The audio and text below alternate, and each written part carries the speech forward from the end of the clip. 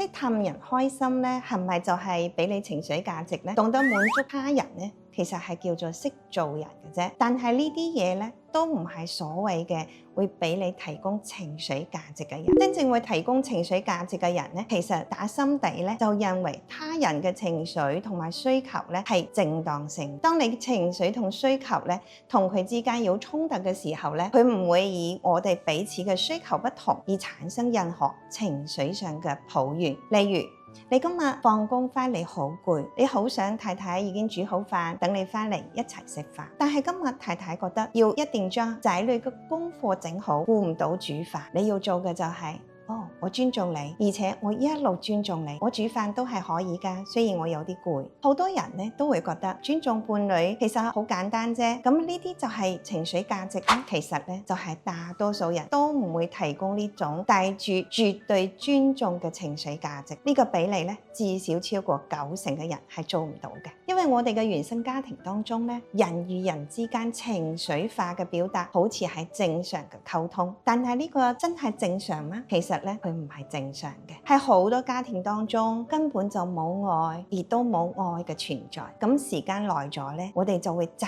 慣咗呢種叫做暴力溝通啦。咁當仔女嘅需求同父母唔同嘅時候，你就覺得仔女一定係錯嘅，冇任何人嘅情緒被尊重、被聆聽。咁我哋點樣去提供情緒價值呢？首先第一個，我哋與伴侶之間出現矛盾嘅時候，我哋首先咧要學識好好說話，要真誠咁樣去溝通。譬如話你完全可以講你頭先咁樣講，我有啲唔開心，我需要你點樣，其實我先更加開心，我會獲得乜嘢樣嘅感受？呢啲叫做表達自己嘅情緒。咁第二咧，就係冇控制對方，掌控對方係一種冇自信嘅表現。要相信自己好值得被愛，唔會去掌控，先至會得到真正嘅尊重嘅。你嘅自我意識咧就會越嚟越獨立，你嘅內學咧就會越嚟越豐滿啦。我哋喺選擇進入親密關係嘅時候咧，冇一個人咧佢可以100%同你共情，因為呢個人佢都有自己嘅原生家庭，原生家庭不同，性格不同，其實就係令到你